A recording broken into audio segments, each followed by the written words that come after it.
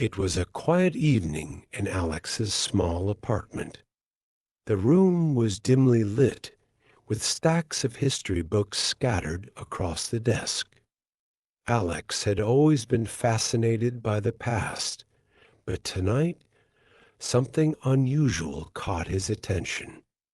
As he reached for an old, dusty book on the top shelf, a small metallic device tumbled out and landed on the floor with a soft clang. Curious, Alex picked it up. The device was intricate, with gears and a glowing blue orb at its center. It looked like something out of a science fiction novel. "What is this?" Alex muttered to himself, examining the strange object. Suddenly, the blue orb began to pulse, and a soft hum filled the room. Before Alex could react, the device lit up, and a holographic message appeared. "Step inside to explore the wonders of time," the message read. Alex hesitated, but couldn't resist his curiosity. This can't be real, he thought, but his love for adventure pushed him forward.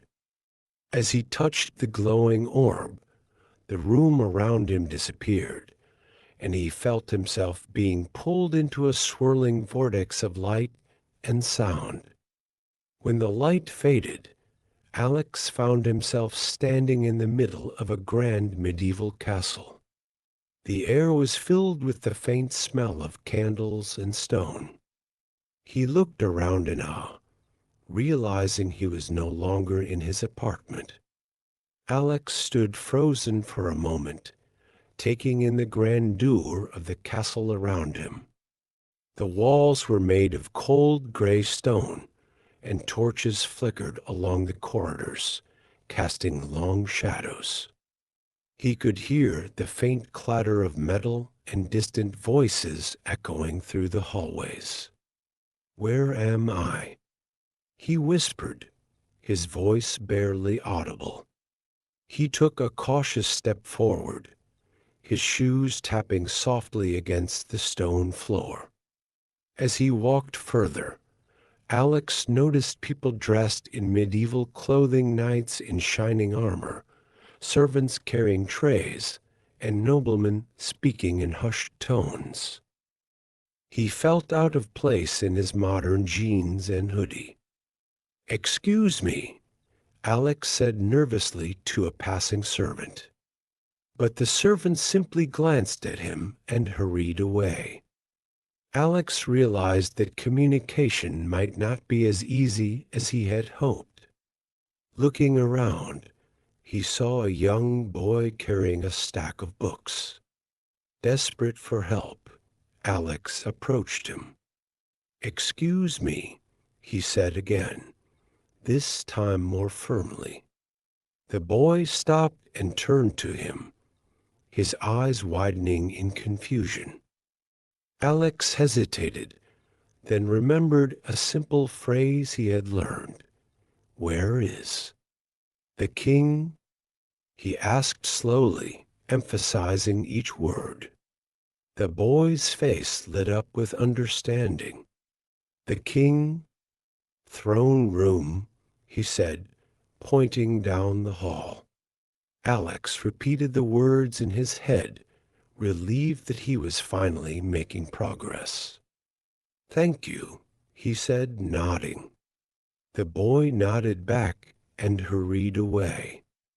As Alex walked toward the throne room, he encountered a tall guard standing by a massive wooden door. The guard's armor gleamed under the torchlight, and he looked at Alex with suspicion. "Excuse me," Alex said, trying to remain calm. "Where is the king?" The guard raised an eyebrow, but answered gruffly, "The king is in the throne room." Alex nodded and asked another question.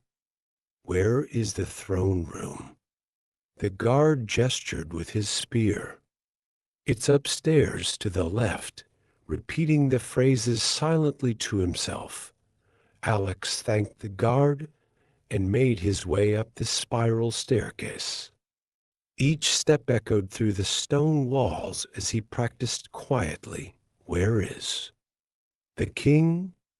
Where is the throne room? At the top of the stairs, he found a grand wooden door carved with intricate designs. Beyond it, he could hear voices and laughter. With a deep breath, Alex pushed the door open and stepped into the throne room. The throne room was magnificent, with high ceilings and long banners hanging from the walls. A large table filled with golden goblets and plates sat in the center, and at the far end, the king sat on an ornate throne. Alex hesitated but gathered his courage and walked toward the king. "Excuse me," he said, bowing slightly. "Where is the book?" He pointed to his hand, mimicking the action of holding a book. The king chuckled and gestured for Alex to come closer. "You seek knowledge, young traveler," he said in a deep, friendly voice. "Learning our language will help you find what you need." The king began to teach Alex simple phrases, breaking them down word by word. Alex repeated each phrase carefully, learning their meanings. "Where is the book?" the king said slowly. "Where is the book?"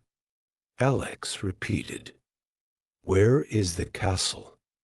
the king continued. "Where is the castle?" Alex echoed. "Where is the school?" "Where is the school?" Alex said confidently. The king smiled warmly.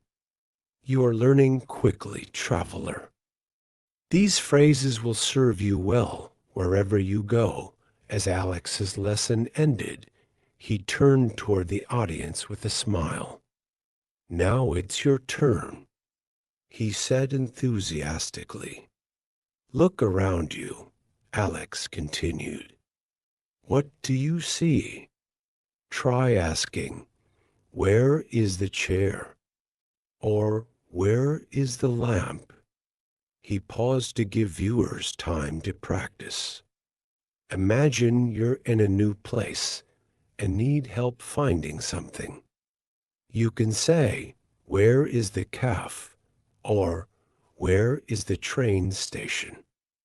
Alex gestured encouragingly. "Go ahead, say it out loud. And if you want, write your example in the comments below. I'd love to see what you come up with." The room around Alex began to fade as the time machine's glow returned. "It's time to go back," he said softly, glancing at the king one last time. "Thank you for everything." The king nodded. "Remember, every small step in learning a language is a great achievement. Keep practicing, young traveler."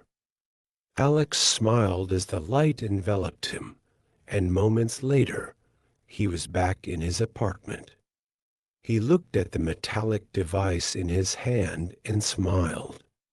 Turning back to the audience, Alex said, "Today, we learned how to use 'where is' to ask for help or find something. Remember, it's a simple phrase, but incredibly useful in so many situations." He leaned closer and added, "Learning English is like time traveling. It opens up new worlds and opportunities. Keep practicing and don't give up." With a warm smile, Alex concluded, "If you enjoyed this adventure, don't forget to like, subscribe, and join me for the next story. See you soon."